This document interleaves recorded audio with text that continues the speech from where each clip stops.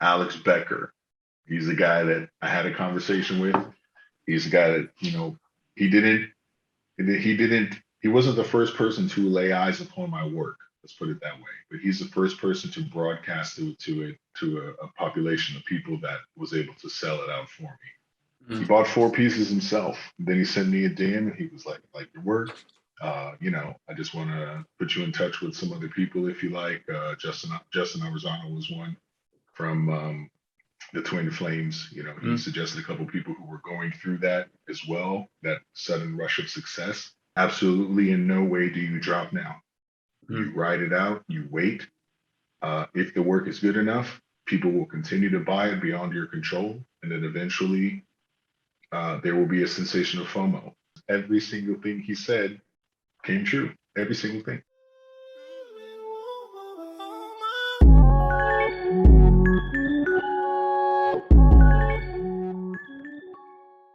Fire. Hell yeah. Okay, cool. How do I look? Do I look okay? You looking good, bro. You looking good. Yo, and hold on. I remember when we first talked, I was so shocked because I didn't know what you were gonna look like, and I didn't know what to expect, but I just wasn't expecting that, and I was like, whoa. Oh man. Okay. I'll take that, man. All right, get it. All right, so I mean, we can just get right into it, guys. This is Fidel Amos. This is Fidel. Well, you probably know him as Fidel everywhere on Twitter. We met through Twitter. He found my, I guess we already went through this in the first one, but let's look a quick recap, or unless you want to, because I gave it last time. If you want to give the recap this time. I think it's your show, man. You should, okay. You're probably a better speaker than I am talking about myself. So I basically was shilling my project out. I'm not exactly sure how you found it, but probably just by luck. And Fidel tweeted my stuff out. He'd been doing this, and basically he tweeted my stuff out, and my project sold out like immediately. I reached out to him to like say thanks, and like we started talking a little bit, and like one thing leads to another. Oh, also let's see if you can see this. So share screen. So this is the girl that I did the same. What you did to me, basically, I did the exact same. I went and like bought her thing. I tweeted about it. I think her collection sold out right after. And I remember me and her message, and it was like the coolest thing ever. And then same with this dude. I bought a couple of this guy's pieces. Shout out Muffins. Me and him talking a bit on Twitter. I think you actually may follow him too. I'm not sure. Yeah, and I think I bought a couple of his pieces as well.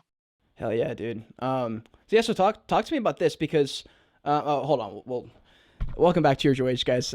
It's Cage Regata. You're placing the voice actor for now, giving you a break from the constant internal monologue that is the human mind. I want to say first, thank you for listening or viewing on whatever platform you're on. If you haven't already, please hit the subscribe button, drop a like in this video so other people can find the Voyage. If you haven't already, follow, Joyage Podcast on TikTok and Instagram to follow up and stay like in the know for everything. We'll get started. So, yeah. So I don't even know where I was going with that, but basically these guys, we followed both of these guys. I just want to talk about your like, there we go. I love your setup, by the way. Thank you. Yeah, this is the first time, or the second time I've recorded in here. I'm at my parents' house right now, so I'm doing a little break from the traveling. That's how we all start in our parents' house. Yeah. Oh yeah. I'm going to be here for a little bit, I think, because the plan was to move to Minnesota or Washington. And, I don't know, we're at like a pivotal point in the NFT and crypto market. So was it Arizona? I'm in Colorado right now. Oh, Colorado. Yeah. So I'm here right now. I'm stopping the traveling thing for now. I think I've traveled enough for this little spout. So I'm taking a little break and staying here for a little bit because the crypto market's in a very pivotal time.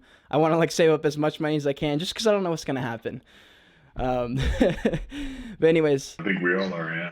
Yeah, it's just so exciting, dude. And your shit's blowing up. So we'll talk about this. We'll talk about your black and white days in a second here. But you basically, ever since your first black and white nights, you've just been blowing up, dude. Like, what? Buying stuff.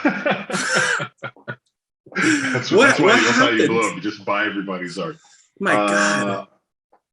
I'll be honest. I don't think it was really something that happened because of the collection. It was something that happened more, I think, because of the amount of followers. Because I'm doing exactly the same thing I was doing since February, since March. I always set aside a little bit of money that I made. I'm not going to give percentages because it always changes, but I like to set a piece aside to buy back into the art. So even in March and April, I was buying, I started small on Hickadunk and Calumet and places. Well, Calumet wasn't there yet, but just coming up. So I started on Tezos buying pieces and I got addicted. So when my collection blew up, I think what happened was that it just put more money into that fund. Yeah. And so I was able to buy pieces that are, I guess you could say, more visible because I was doing it already. So I think it's just the fact that now instead of just buying little Hickadunk and Calumet and Tezos platforms, I'm making bids on Foundation. I'm buying pieces from Known Origin. I'm buying pieces from direct from OpenSea collections and stuff. And I don't think I'm going to stop. I don't think I'm going to stop anytime soon. Yeah, I just love it, man. I'm addicted to love, man. Like I've always had a lot of love for my family, a lot of support. I've always had a lot of love for my friends and people who had my back for different things at different point in my life. I was very blessed in my life. And so through that, I guess you could say organically, I started to try to give to others. And it's so easy to do in this market. I mean, there's no secret. There's no, real big scam or plot or pyramid scheme. All I do is I use a little bit of the money that I sold my work with, and I buy from other artists that I strongly believe will blow themselves up or blow up themselves. And so when that happens, and I would say I'm pretty good. Yeah. I'm about 9 out of 10 right now. I think maybe Wow. 8 out of 10. Yeah. One of them, like I just wasn't on Twitter, and so the feedback didn't start, and they didn't interact with everybody, and the collection just kind of faltered. But I think everybody else has sold out their collections. So when that happened, I buy two pieces, sometimes three. I sell back one or two. I keep one that I like, and then I use that money to buy into more artists. It's a never-ending chain. It's the coolest thing ever to watch because I remember. I mean, we were just talking about this in the DMs, but I remember when it happened to me. I was driving around in my car, doing it literally in the middle of a DoorDash order, in a double order actually. So I was already stressing, and then I get all these notifications, and I'm just like panicking. Like, what do I do? Do I like? I didn't know what to do, and like now I see it like every single day it happens, and it's insane. It's the best, man. Yeah, it's totally the best. And it's not. That's the other thing. It's not magic. I'm not some kind of mastermind with some scheme that's like telling people what to do. I'm just pointing out people. These people. There's so many. There's so many artists. There's so many hundreds and thousands of artists out there that you could easily just say this is sellable work. I'm simply using my speaker or my platform to point to those people. I don't tell people go buy. I just say this is nice. I bought a piece. This is how much it costs. And then it happens. Talk to me about the other side of it. So I assume that since you started doing this, since you started blowing up with it, especially, I'm sure there's people in your DMs saying like, "Hey man, like how much can I pay you to show my art?" or like whatever, something along those lines. All the time, and I'll tell you the truth. I will say yes to the right people, but it's not. Let's say smaller people. It won't be artists. If I say yes to people, it will be either companies or sponsors, or I would absolutely love to be some kind of an advocate or ambassador for a photography company or a gallery or something. Like, it would be amazing. But I won't have smaller artists paying me money to do something that I can do for free. Sure. Now, if let's think extremely big things that I've seen other artists do, if Nikon or Canon or someone like that, says, hey, we'll pay you a little bit of money to, then obviously I'll become a paid sponsor. But dude, I didn't even think about that. There's no, I have big plans, brother, big plans. Well, because that's how you get bigger. That's how you do it for more. That's my only goal, is to do it for more people. That's it. Now I do it maybe realistically 3 or 4 people a week. They have a little success because I'm pointing the light in their direction. But imagine if you could create, schools of art or foundations for art, galleries and things like that, where dozens or hundreds of people could go and take advantage of that and be able to use that. That's where I'm trying to go now. So no, your hair is amazing. Look at this. Thank you. It's, I mean, I thought, I like the long hair too. It's a little lower, but your hair's fantastic. Wait, hold on. I was gonna ask because if I ever cut my hair, which I really don't think I will. I really like my long hair. I've had nightmares about getting my hair cut. But anyways, you have the back of your hair buzzed, right? Under? Yeah. All the sides like this up to the top. So it's just the I don't know, the man bun extended, but is it it? works for me. What does it feel like when it's down? Is it cooler? It's the same almost. It's Oh. just it's cooler physically, and also you just have that less, you know what I mean? Instead of your hair being on top of other hair to create the row, there's just nothing for it to fall on. So it's cleaner on your neck. Yeah, I did it because it was cleaner for me, instead of doing the line all the time and like I'm so busy. So Yeah. I'll eventually go back to the mohawk, but you never saw the mohawk I never before saw your it. time. I'll shoot you a DM of me and the mohawk. Yeah, those were the Fire. good old days. Fire. Here, hold on. Let me let's actually I actually have a question. This is a question from I think like Twitter or somewhere. But is there a bear market, or what is the market like for art? Because there's way different from PFP projects and stuff like that. That's a good question, and I have to be honest, it's a question that I still ask myself because something I try to do is I try to have knowledge of different things, even though, let's say, master of one in particular. Photography is my thing. It's been my thing for a long, long time. Even if I was horrible at it, it's something that I've been doing, 15, 16 years. So I focus on that because I know that, like I said, 9 times out of 10, I'm correct in a sense based purely on experience. But I'm actually now trying to branch out into the market of art. And it's interesting because I don't know how stock markets and things like that work other than it's a market that you follow. It has its ups and downs. You lose or you make money. It seems to me that the art world is exactly like that now. It's a stock market of art on OpenSea. I like to think that deep inside I'm just appreciating good work. But now after this point with ETH to spend and ETH to invest and money that I can lose or gain, and because of that, I can give to others or cannot give to others in that particular time period, I'm following more what really makes money. And what really makes money, honestly, to me, are not the things that we generally consider traditional art. What really makes money are the 10Ks, the collections that are, how do you say, just the FOMO when it's created, people start going and buying into that. What really makes money is not going to be, in my opinion, the one for ones. The things that, unless you're an artist who's making 2, 3, 4 ETH for every one for one that you're dropping once a week or 2 weeks, you're probably not going to sustain yourself too long, in this. Well, this is just my opinion that it's better for you if you branch out a little bit. That's what I'm trying to get to. So the market as a whole, I think, is still, the ceiling is infinite. People who spend money decide what the market will be worth. Us as artists, we put our market out and we can have the value on it that we put down, but it's really not worth that value until someone pays money for that. I don't think that the whole, the Bitcoin where they're saying when the Bitcoin rises, the market drops, and then when Bitcoin drops, the market is rising. In my mind, that would correlate to people either putting their money into Bitcoin or putting their money into NFTs. And it seems like there's a much bigger market out there. It's not one thing related to the other. But I think the market for art is unlimited, because you think, I'll make a certain base, and then out of nowhere you sell a piece for like 10 ETH. And that doesn't make any sense compared to the ones I was selling for 1 ETH. How did that happen? Or who's the woman who she's a good photographer too. I just came upon her work. I think Catherine, or I don't want to say incorrectly. She sold the photo for 100 ETH, and she took all of the rights. My God. And she made them global rights, so that if someone bought that, anyone in the world could openly use that photo. It's one of the first of its kind, this open contract.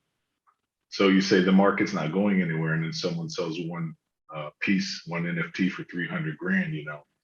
It's up in the air. I don't think it's dying anytime soon. I don't think that it's a phase that people are going to get over. I still think we're so early, so incredibly early. I feel like I felt when I was playing Atari, here we go. This will date me. Okay. I remember being one of the first people I knew that played Atari, just the joystick with the button. I was like 5 years old or 6 years old. No one knew what it was. No one had it. No one had any idea that there were video game systems that were not stand-up arcade or pinball machines. You know, I feel like we're in that stage. That after Yeah. that is going to come Nintendo and Genesis and PlayStation. You know what I mean? Mhm. So I really think it's going to be unlimited. Yeah. Yeah. I mean, The last like week or so, I'm like obsessed with them. Like I don't know how like into everything you are, but I'm like completely like obsessed. So I'm like all the way in there, and some people are pretty bearish, some people are pretty bullish. I'm pretty much in the middle because while everything is kind of going down a little bit, there's things happening every day that are blowing up, blowing up, blowing up. Like I've seen like 7 or 8 influencer projects that have literally blown up in the last like 3 days, and then artists' work is still selling. Some aren't, but then some are. So I feel like it's just kind of like this, It's not like this or this yet. I feel like it's like this, like you said, but with a steady incline. yes. I feel like a year from now, we'll be speaking about things that are miles ahead of what you and I are talking about. We won't all be fighting over 0.1 ETH anymore. I feel like we're just going to be in a world where it's, okay, every piece is 0.5 ETH and we're going up. I don't see anything that tells me that it's slowing down because I get my information basically from people, not from perspectives or information online. I just ask people what they think and I talk to people about it. No one seems to be saying anymore it's a scam, like it was 3 or 4 or 5 months ago. 8 months ago, I couldn't even say the word NFT to anybody because no one had any idea what it was. People hadn't sold, millions of dollars worth of work yet. And it was just kind of a thing that I was curious about since New Year's because my brother told me about it because, being in the photography world, it's another medium to be able to sell your work. But I think it's just moving up. And not only because of the little success I've had, but just because everything that you do in this world, like you said, it's so fast and it moves so fast that if you start doing it now, eventually you get to a point where you're in the wave. Yeah. Well, speaking of the markets moving fast, when we had first talked, and I'd asked you like, when are you thinking about dropping your second collection? In my probably more naive opinion at that point, I was like, man, he's got to launch like within the next day, or he's gonna get left behind. He's gonna be left in the dust because the market moves so quick. But you stuck to your guns. You waited like I don't know, like a month or I don't know what it was. August 20th or something like that. Okay. Yeah. So you dropped it 5-6 weeks. Yeah. Yeah. I take no credit for that. I take absolutely no credit for that. Here it is officially world. Here it is officially. Alex Becker. He's the guy that I had a conversation with. He's the guy that, he wasn't the first person to lay eyes upon my work. Let's put it that way. But he's the first person to broadcast it to a population of people that was able to sell it out for me. He bought 4 pieces himself. Then he sent me a DM and he was like your work. I just want to put you in touch with some other people if you like. Justin Arizona was one from the Twin Flames. He suggested a couple people who were going through that as well, that sudden rush of success. And he gave me some suggestions on how to prolong that success. And one of the things that he did suggest, and I don't want to make it sound like we had hour-long conversations because he doesn't do that kind of thing. But he sent me a few messages. When you put them together, they came up with this great set of advice. And one of those things was, absolutely in no way do you drop now. You ride it out, you wait. If the work is good enough, people will continue to buy it beyond your control. And then eventually there will be a sensation of FOMO. And that's where you begin to make royalties, And he told me flat out, I invest in certain people. I have 4 of your pieces now. If you ride this wave out, then we'll all make money.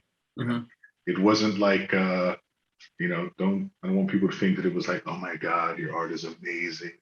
And, I'm putting my trust and faith in you. He made an investment. And I believe that he made the right investment because every single thing he said came true. Every single thing. Dude, the guy is like I don't know what is in his brain, but that man is like, some of the people in this space are just like, I don't get it. He's built for it. You have to remember that I don't know his age, but there's a certain generation of us. I'm 44, so I would imagine he's maybe 30, 35. I think he's in his mid, like early 30s. Yeah. So in that generation, it's still the generation of people who grew up in a time where technology was advancing very, very quickly, but the things you could do with that technology had not yet sprung forth. You know, so we've had the ability to do this a decade. You know, we've had the ability to do streaming and Twitch and all those things and make money and Instagram and become influencers a decade ago, 15 years ago, technically, when applications started coming out. You know, we've had this ability, but society had to catch up to those things. And in that middle, in my opinion, there's a generation of us that had all this technological knowledge just from learning phones and learning beepers and learning Commodore 64, you know. Now we're realizing that we can make money that way.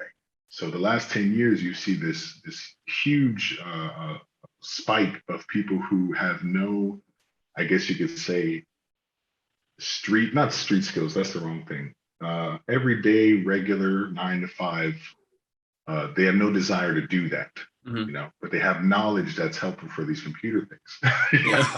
You know, and I fall in that category because I could have easily sold out the thing and let it ride and then had no research or done any kind of, you know what I mean? But I've constantly been, I mean, I'm on the computer 8, 9 hours a day, brother. Same. You know?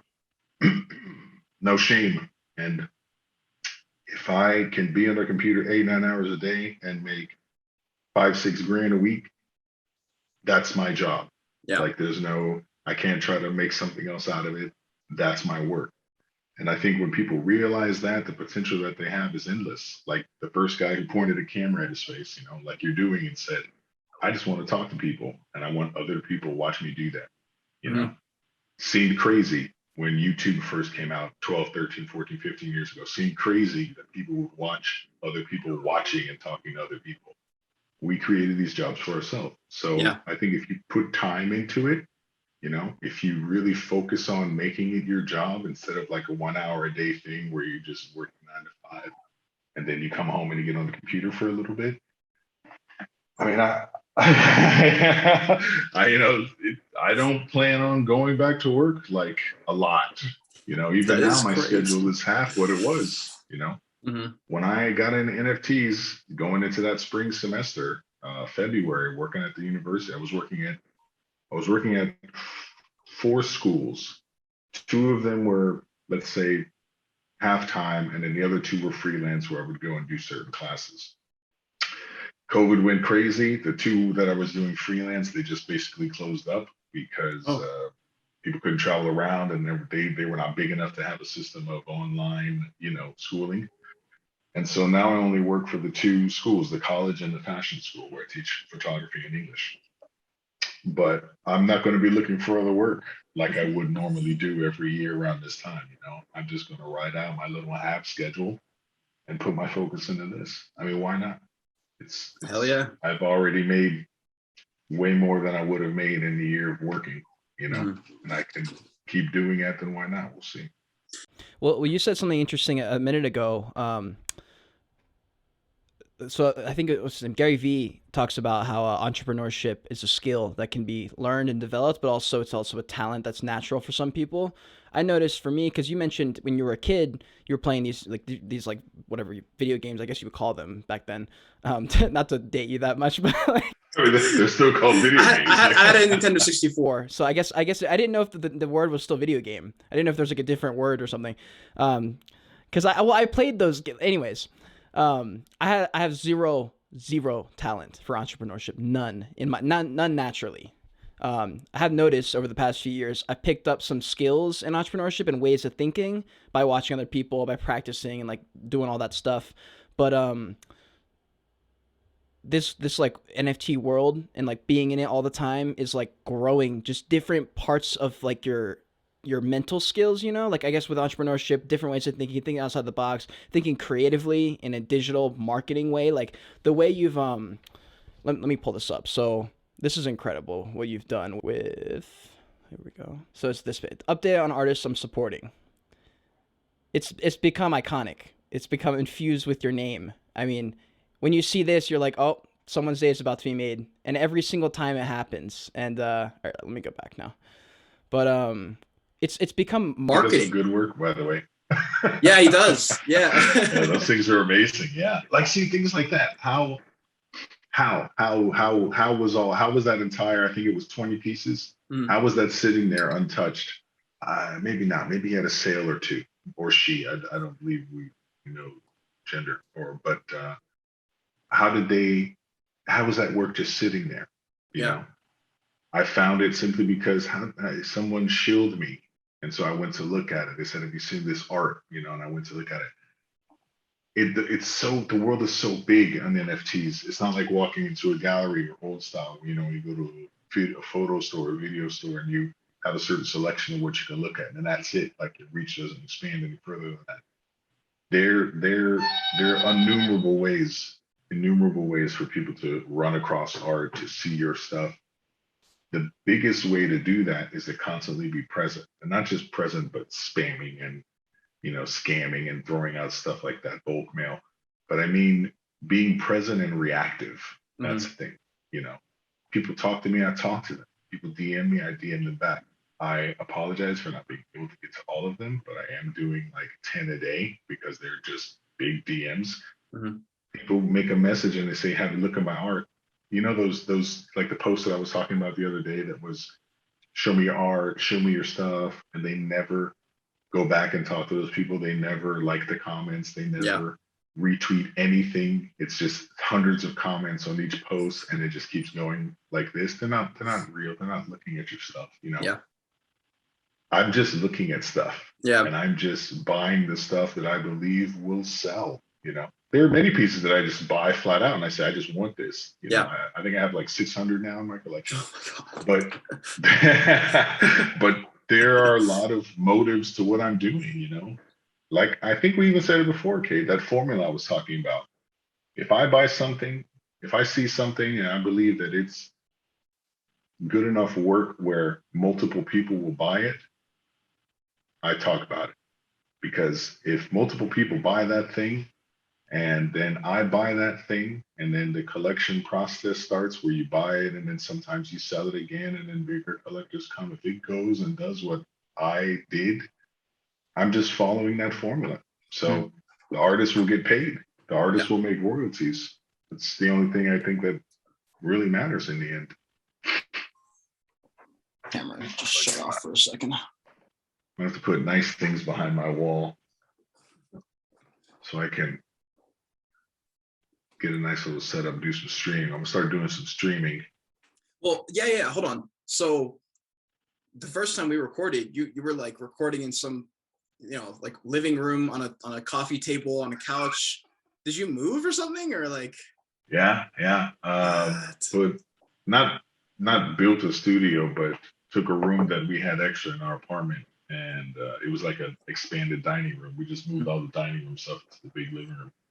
Hell yeah. And so I needed a place where I could be, like I said, when my girlfriend's moving around and doing things in the house, I needed a place where I could just focus on this. So I spent a little money. I wanted to do it right. Yeah. Get the nice little thingy there instead of the one in my Mac. Got the super long, just horribly, embarrassingly long monitor. Oh, the widescreen. Yeah. Hell yeah. I find myself needing to look at 3 or 4 things at once. I used to see those people who were in Wall Street. I used to see friends of mine who were working those markets, and I would see 2 monitors side by side, maybe like 10, 15 years ago, back when I was just being an ass in New York. And I always thought it was like you're such a show off ass. Like, they built these things to be 1 monitor per computer. You have 2 monitors. What are they doing together? But now I understand. Yeah. You have to look at multiple screens at once. So got a nice little chair. Yep. I don't remember the brand. I'll give them a shout out though, because it's a comfy chair. Maybe I'll get some kind of But anyways, so you mentioned, okay, you moved and like your girlfriend's doing this. You got your own room. What's your girlfriend think about this recent little, whatever you want to call this? She went crazy when I went crazy at the beginning, but she's always been behind me, and she is 100% behind me. So she let me take up this desk that we have because she teaches as well. And so, she would take up this giant desk and put this giant monitor here, which like pushes out all of her studies. She teaches Spanish and Italian. So And so sick, she, dude. she's very accommodating, and I thank her for that because it just became like my whole life is this. I'm not gonna lie to you, man. This is my full-time job, and the crazy thing is that I do it gladly. It's not like being Yeah. paid by somebody. It's not like having a job 9 to 5. I don't even notice how long I do it every, you know. But it's a passion, and you get drunk off of that. How do you say, direct relationship? Like everything I do, I can see it in real time. If I make a mention that says, let's support some artists, let's go look at their work, I can see in real time 50, 100, 150 people that, start liking comments, start going looking the work. I put a show post out the other day. It blew my mind because show posts in my past have always been, just horrible things to avoid. Mhm. And I had a show post the other day. It was like 500 people just commenting, loving, sharing, talking about each other's work. It was amazing. So That is so cool, man. I was scared that if you went full time, that you'd feel the pressure of the fact that it's full time and now this is like a financial commitment type of thing. But it looks like you've nailed the transition. now, yeah, that's the thing because it's full time passion. Mhm. It's like playing video games full time, which is my other passion. The Twitch that I have, the streaming that I do. It's just I like to do those things. So Yeah. if I do them 8 or 10 hours a day and nobody's like bothering me and I'm not bothering anybody, and now I can make income from that, why wouldn't I do that? Now, not only that, but I can show other people how to make income from that. Why wouldn't I do that? I teach every day. That's Yeah. all I do is to show people how to be the best they can be. So I asked you in the first recording about what your students thought of this, and I forget at that point. I can't remember what you had said, but what do they think now? I hadn't seen them yet. I actually start tomorrow. Tomorrow's my first day. Oh shit. Yeah, because the semester is a little different at the school here. They have 3 semesters instead of 2 or 4. Yeah, but I start tomorrow, so I haven't even seen all of them. Are you excited? Like, do you even want to go at this point? Like, I wouldn't be. No. That's the thing. That job I love. I love Okay. teaching at the college. I absolutely love it. So I'll be honest. That's the reason I went back this year because here in Italy they have 2 kinds of contracts. One is full time all the time, like indefinite, and one is where they hire you every year, a year at a time. And so every year they ask you if you want to come back. I told them, yeah, I'd love to because I love that part of the job. Yeah. I can still do that and lose absolutely no sleep to do this. Yeah. But again, That's it's awesome. not a 9 to 5. It's like 3 days a week. 5 Oh, hours okay. a day. Okay, man, that'll be cool, man. I bet your students are like, I bet they have to know, right? They have to To know. know who you are now. Okay. I ran into one of them, believe it or not. She was in my show post. She was like, I can't believe that you're on in NFTs. And then she showed me her work on Foundation. It was amazing. Yeah. Oh my God. I didn't see this kind of work before. So yeah. That is so cool. It's so cool, man. And it's the only sad thing to me in NFTs is that no one knows about it yet. So I feel like we all know this big secret and we have these amazing conversations and no one in my real life or in my real world knows what they are. Yeah, I'm still having trouble with that. I think no, it hasn't gotten easier in the last month. I mean, I'm still like talking about it, and I'm getting like 1 or 2 people every now and then who are like, okay, so like, what is this stuff? But it's just not. It's so hard to explain it. Like, even with the money, dude. Like, I followed your advice. I led with money. It worked?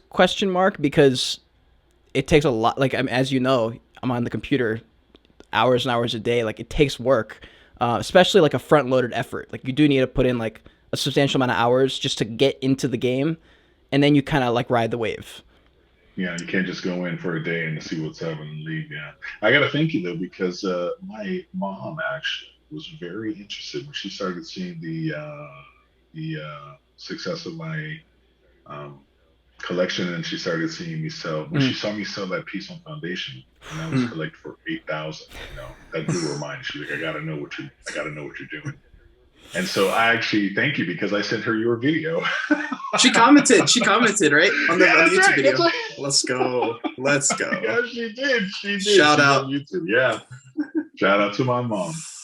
Damn. So is she asking? Is she trying to hop in and do some photography? Is she a photographer or? And now she takes photos as a passion. Like she likes to take photos. Okay. But actually, I'll say it's 50-50 because she made a comment or two, about possibly looking into it. She didn't ridicule the situation or, talk down about it. She was like, that would be so cool. Mhm. But she hasn't approached me to actually do it.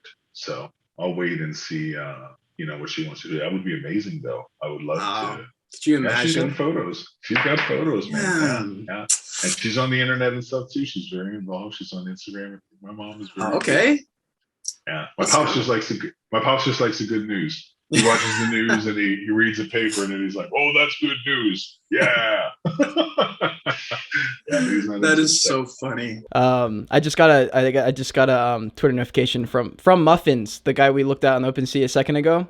I asked him if he had anything specific. He wanted to ask you if does anything go through your mind when you click the shutter button? Jesus, muffins. Honestly, yes, all the time. I guess it's the same, not fear. It was a very big fear when I first started back in 2000, 2001. That is a fear of not getting the photo that I want, that Mm. the eyes would be closed or something would fly in front of the, shutter or something would break or not go, or maybe I didn't have it on. A lot of times I went to grab a My photo in the God. street and it wasn't even on yet. But now I think that fear is more of it's just an afterthought. It's Mhm. always still possible. Once a year I do totally F up a photo or forget something, leave a battery somewhere. But no, there's no fears anymore because technology is just so fast. Mhm. Now when I want to set the timing or the lighting or even everything, focus was manual before, and even having two SD cards before, because one would back up like on a 5D. Mhm. Just so many problems are not problems anymore. Now Yeah. I can, I'm gonna get that shot. Yeah. So no real fear, just like a nudging feeling to make sure everything is set, I guess Yeah. you could say. Yeah. Agreed. It's a I good think question though. Yeah, I think the same. Probably when I'm taking, I'm just making sure it's composition's right and everything just looks correct. But there's not that. I mean, it's not that complicated when I take. I'm just because I guess once you know what you're doing, you're just like, all right. Yeah. After a while, it just goes away. Mhm. It's a little, I guess you could say, you have to be more aware because I do a lot of street photography, and so street photography is really, since people are passing you by, since cars are moving, action is happening, like certain situations, like a couple hugging or a squirrel on a tree or random things, Mhm. you won't have another chance. Yeah. So I'm more aware that things need to be correct and I'm looking the right way. Sometimes I just shoot, you know, underhand, or sometimes I'm a camera and I shoot overhand just to like I'm real good. I have very good aim with my camera at this point. I'm using it. But just to be able to take that shot from a distance sometimes and see if I got it. A lot of times it happens where I get the shot half second too early or half second too Yeah. late. Like a couple or a child or something. We playing, and then what happened 1 second before or Mhm. 1 second after. But no, What, not too many fears what kind of camera do you have? there. I have many. I guess you could say the one I use the most is one I picked up a little while ago, 6D R2 Mm. Canon. Real big fan of the EOS series, so I had a 5D Mark II. I got one or two of the T1i, the T1i, like the T4i, those. Got a Hasselblad like from the 80s. Got a Mamiya, which is a Japanese uh, dual lens. Mhm. I think it's from like 675 maybe.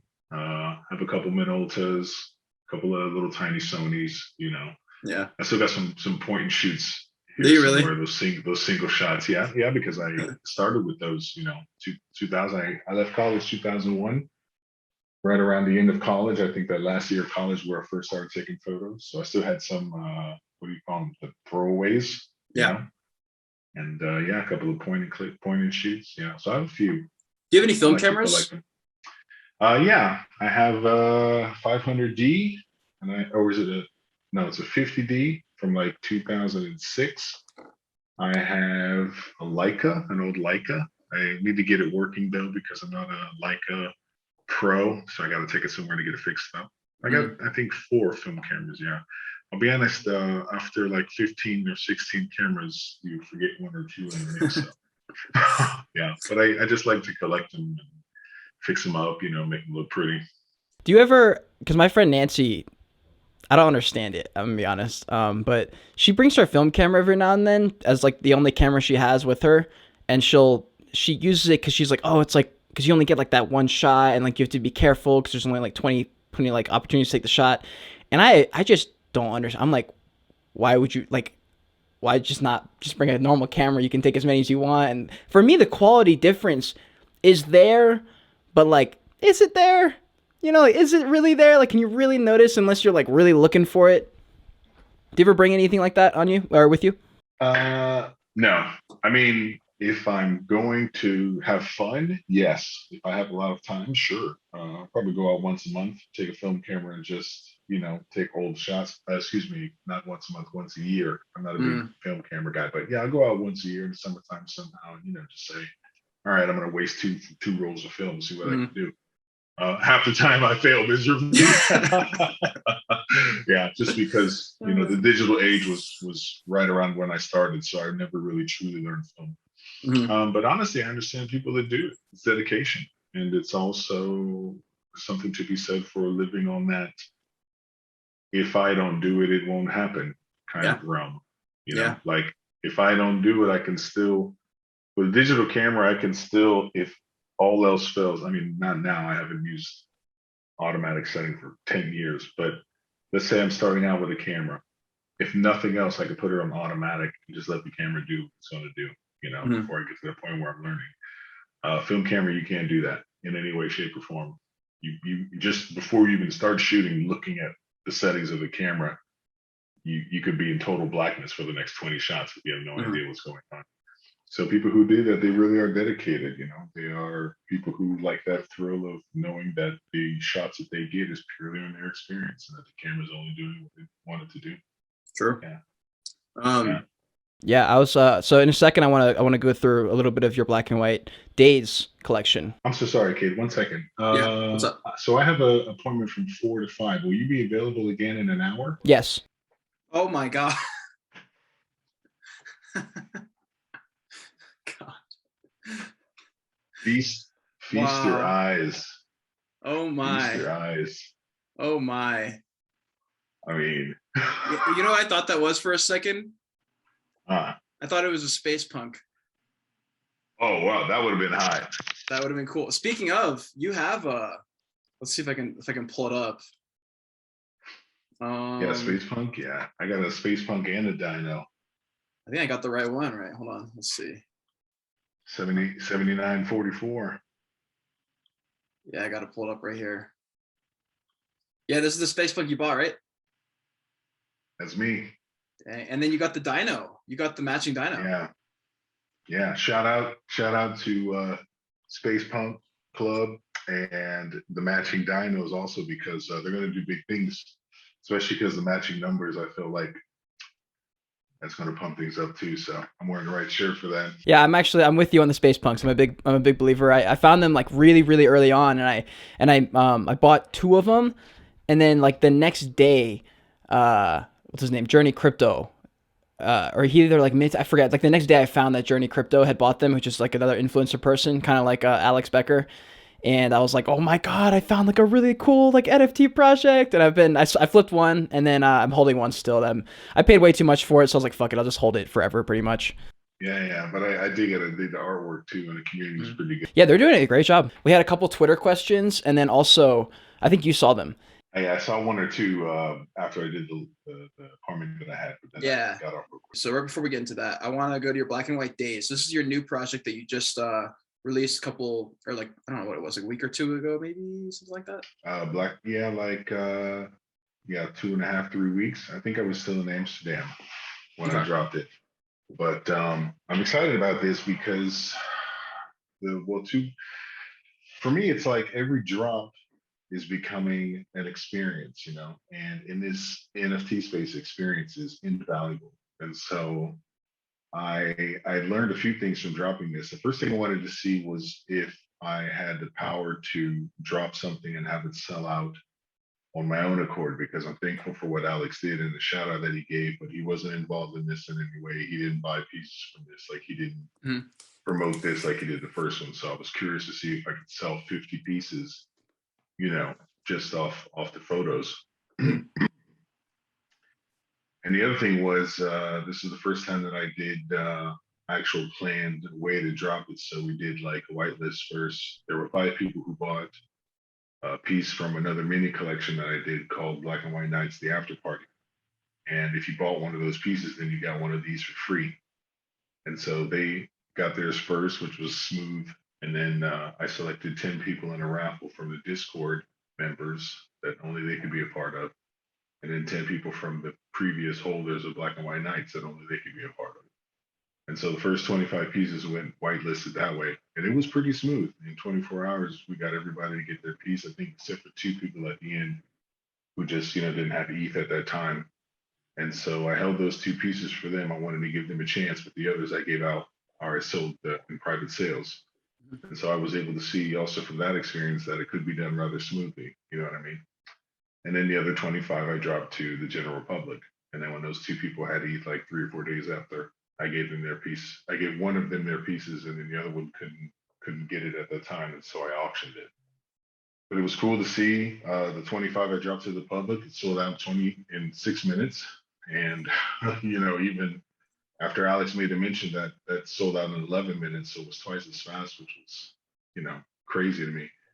But it went smoothly. I learned a lot of things from that drop, and now it's still making sales every other day.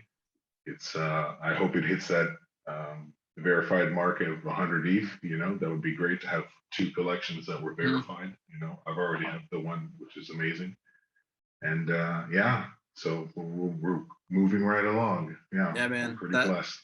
you did that second launch like perfectly. It was crazy. It was I pretty remember smooth. Yeah, like I was nervous. you must have taken some like marketing classes or something. You just like, I don't know how you did it. You just like, Easy, man. Fairness. That's how I did it. Fair.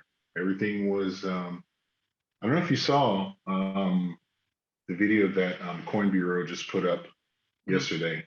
I watched it. And there's an area in there when he's speaking about, because first he talks about Bored Ape, and he says there's a lot of companies that have anonymity, like they don't have they don't talk about what they do. The project is just, you know, making money, and they kind of stick to themselves.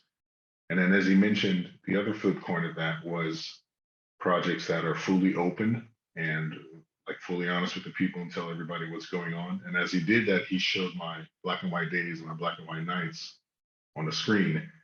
And it made me feel like I've achieved something, because what I've always tried to do is to be fair, you know.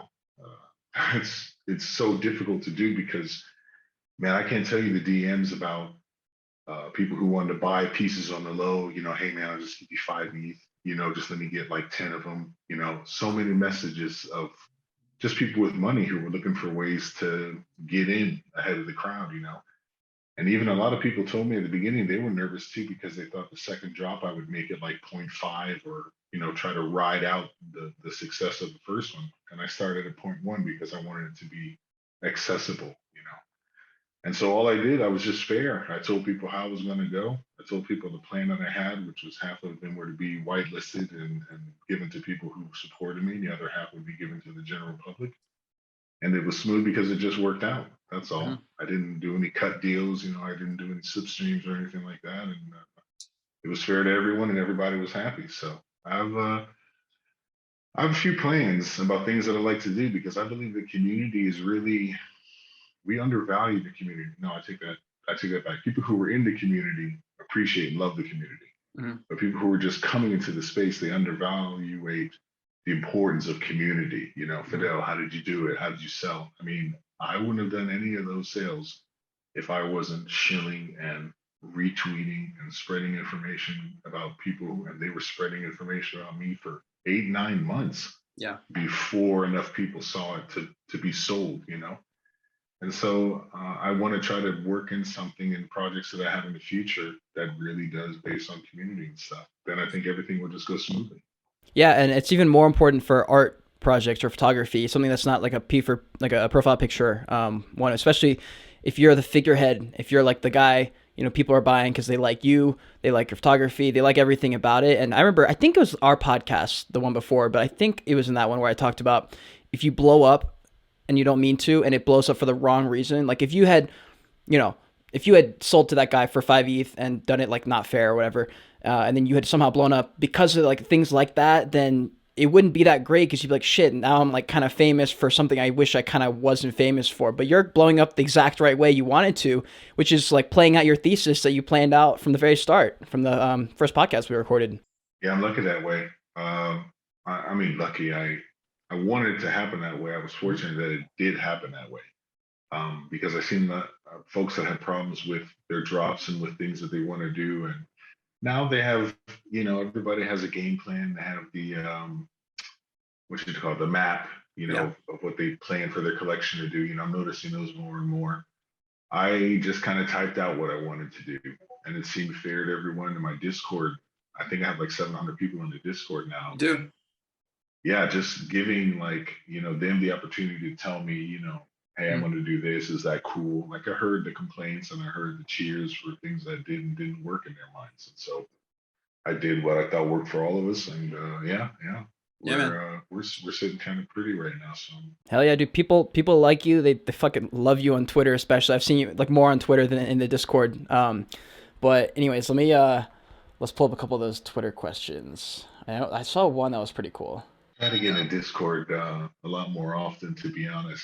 But Really? I'm still learning. I've been able to lay out my Discord page in like a month, you know. So everything is so fast. I just posted about Yeah. it today. I feel like I should retire soon. You know, I feel like we're Right. doing a retirement tour, and really nothing has happened yet. So All right, okay. Let's see what we got. So we got shout out Mr. at R3 Load 3 D90, Mr. Radu. He said, "What's your favorite city for taking photos besides Amsterdam?" oh yeah, Amsterdam's a good one. He's right about that. Has to be New York. I'm really big on street photography, and I'm really big on just the beauty of humanity. You know what I mean? People, I've so many experiences where you just, you know, you just happen to have a camera in your hand, and it was a little bit more difficult, let's say 15, 16, 17 years ago, because there weren't as many cameras, and so people weren't used to this idea of someone just randomly snapping a photo of them somewhere, you know. So it was a little bit more tactical. True. But I really like New York. There's so many different corners and situations, so many different kinds of people, and I photographed like fights and love, and you know, people doing crazy thing on the subways, and it's just full of things to photograph. So yeah, definitely New York. Yeah, New York's great. I did some street photography in New York, and that was so much fun. It's just there's nothing like New York City, man. There's really there's no city that has come close for me. There are a few that have the feel of New York. You know, I can Which say. ones? Well, honestly, Paris for me feels a Okay. little bit like that. LA has that feel, just more spread out, you know, a little less personal, but that feeling of more being anonymous because there's so many different people, you know, and losing yourself. London's a little bit like that, the outskirts of London. Mhm. And I mean, real big cities like Mexico City, places where, you know, just that big city feeling. Yeah. True. But New York I think maybe because we fall in love also with New York so much through videos and movies and stuff that we kind of know it before we get to it. You know, I True. wasn't born in New York. I was actually born in Seoul, South Korea. You know, Oh. but I spent 15 years in New York, and Yeah.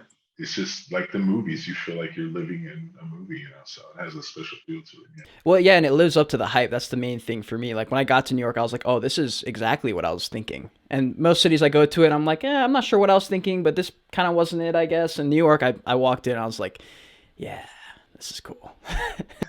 Yeah, I was the same way. I first saw it in '93 when my parents and my family moved from Italy to go to Kansas, actually, Yeah. because my mom was in the military. And then when I was there, it was like 13, 14 years old. I said, yeah, I'm going to live here one day. You know, I'm Oh going to yeah. have it one. And then, yeah, 2001, I moved there, and I stayed there until 2015, you know, when I moved here to Italy. So, yeah, Oh it was yeah, a good man. experience. Yeah, a Yeah. lot of things happened. Shot those photos there. So, Hey, shout out New York City. Italian or American food?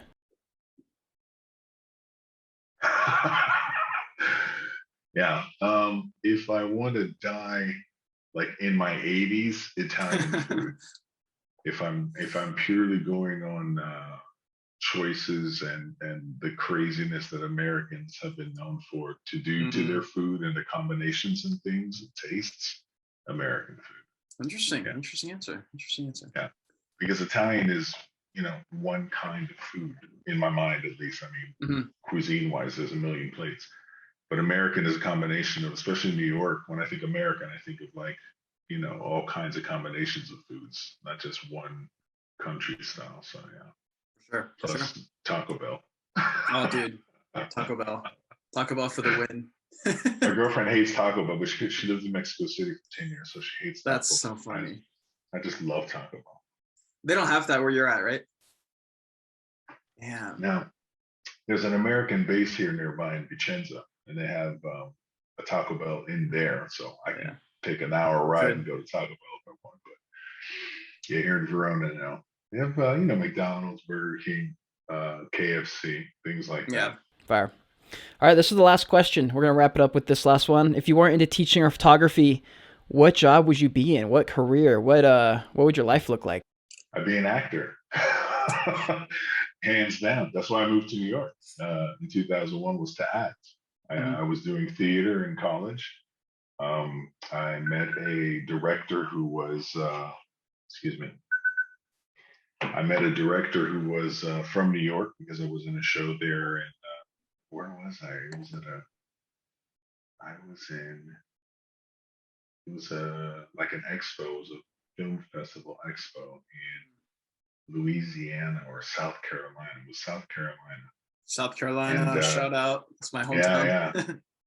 And so I got a connection there, and then I decided to leave school because I don't know, college really wasn't my thing. I enjoyed all the perks of college. I didn't actually enjoy the the books. Same. Yeah, so I just moved to New York. I said I'm gonna go try it. I took a semester where I did the semester in New York, so not a semester abroad, but just in a different city Yeah. online.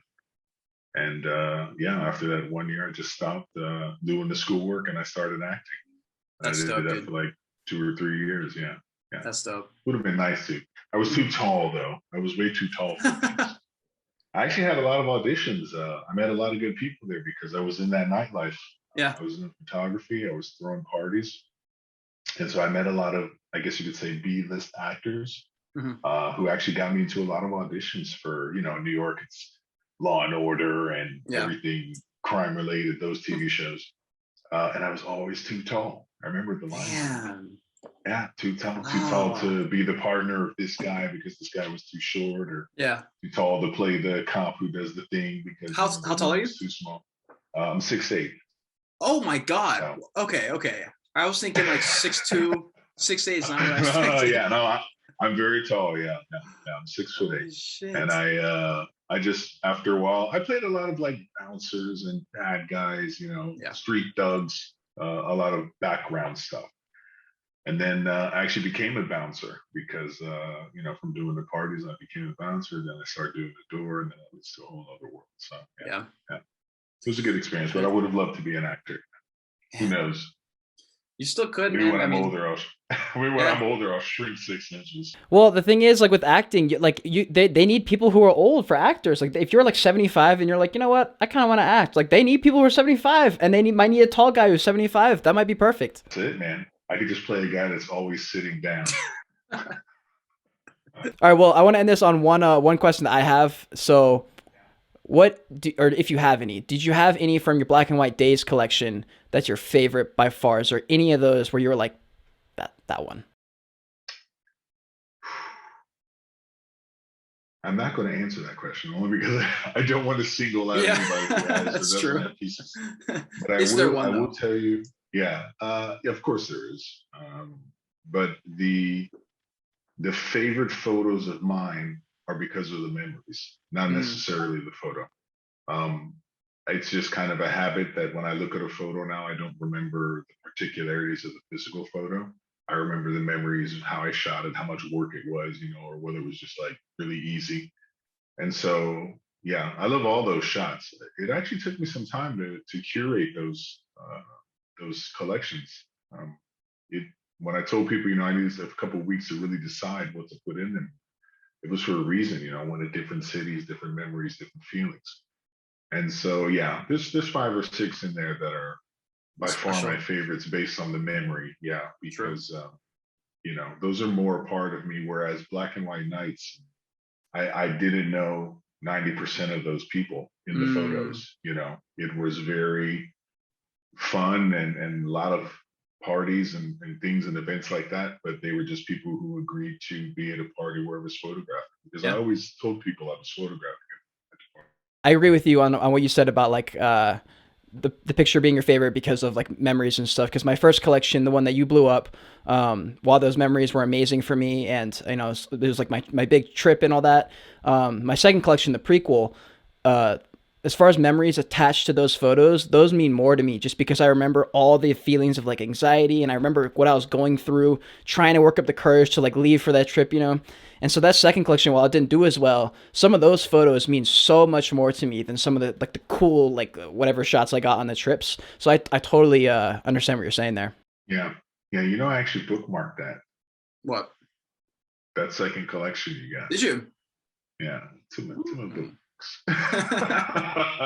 Yeah. I like it. I have to be tactical. Yeah, What for I sure. don't want to do is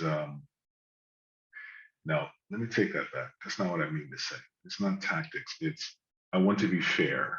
Mhm. You know, I understand. there are people that had collections and they have another 2 collections after, and the DMs and they're like, you bought 2, can you buy 2? Can you buy 2? Mhm. And I do appreciate that, and I will go back and get you know different pieces from different people's collections. Mhm. But I'm trying to divvy out the well being that I've gotten. I'm trying to divvy that out a little bit out to other Yeah. people that are new to the space and stuff like that. So Yeah, yeah, man. but I got you.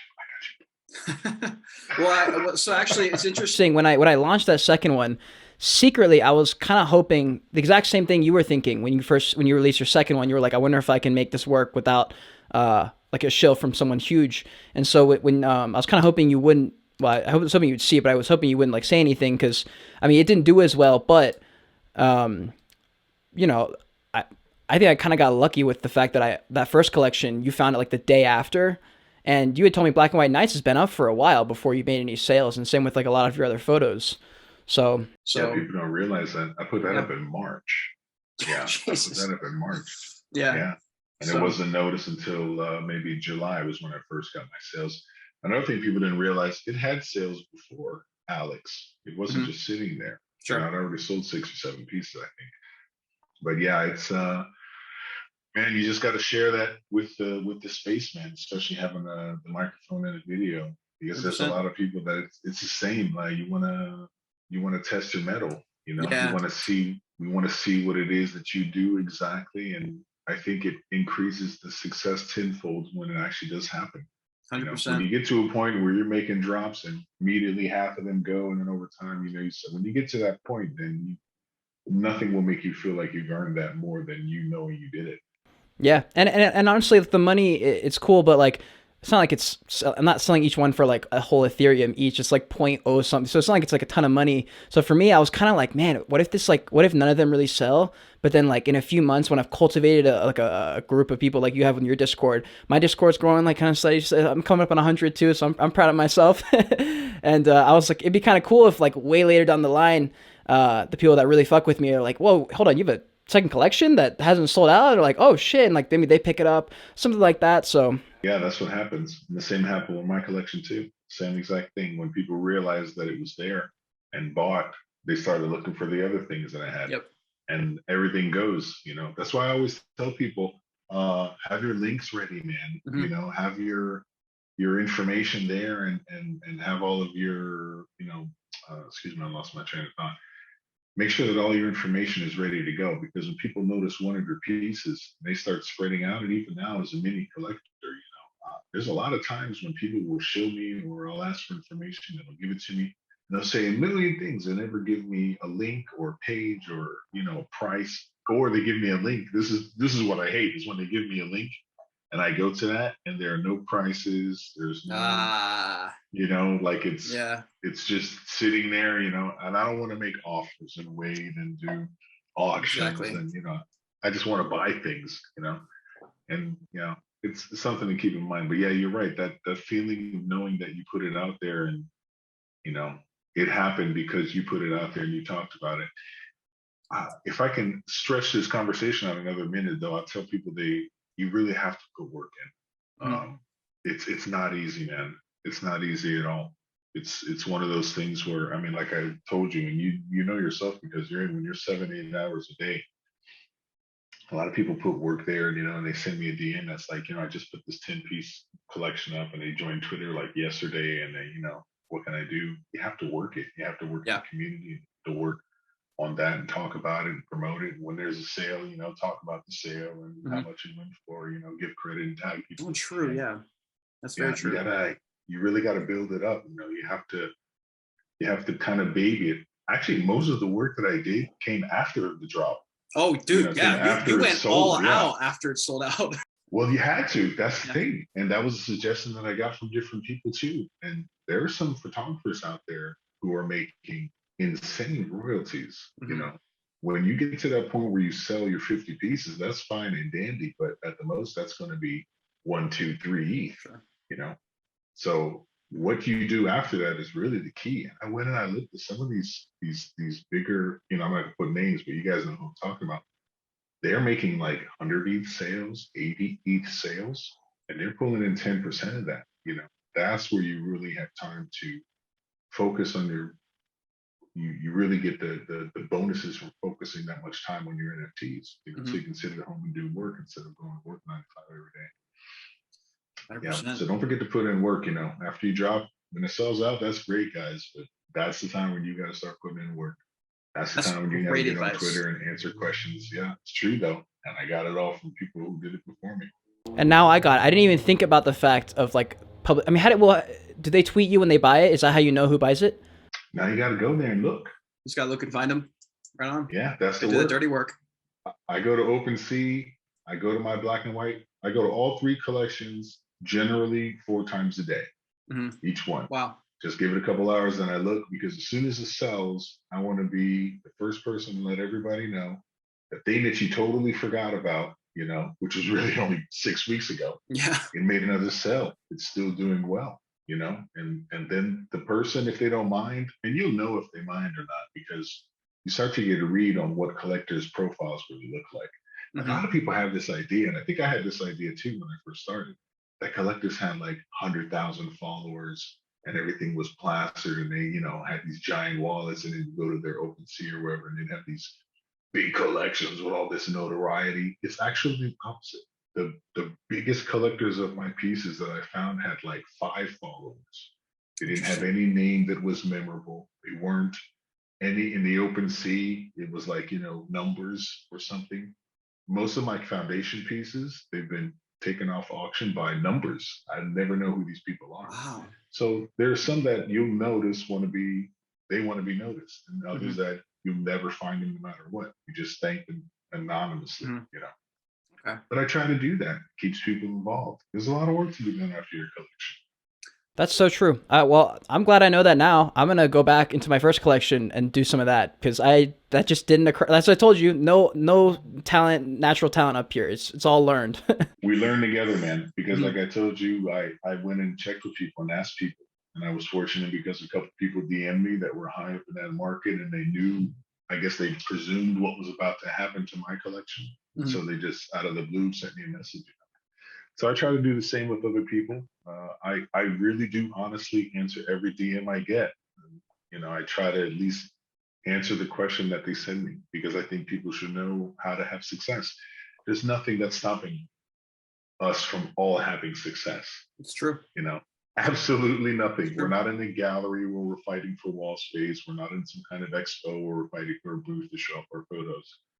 We could all be rich, we can all be well off, and we can all be financially secure and have health insurance, all from NFTs. And it wouldn't change the market of NFTs at all. You know, it's like all the people who are rich off Bitcoin Yeah. or Ether or Apple stocks or hundreds and thousands of millionaires, you know, it won't change anything. So yeah, I'm trying to get us to that point. Yeah. Hell yeah, dude. Well, you're the classic example of, like, when you have money, I'm a firm believer in this, at least. It brings out who you really are. I don't think money corrupts. I think it just shows who you really, really were inside. And I'm so glad that you were given, like, everything is happening for you is happening to you because you're just the best dude, man. It's really cool watching this.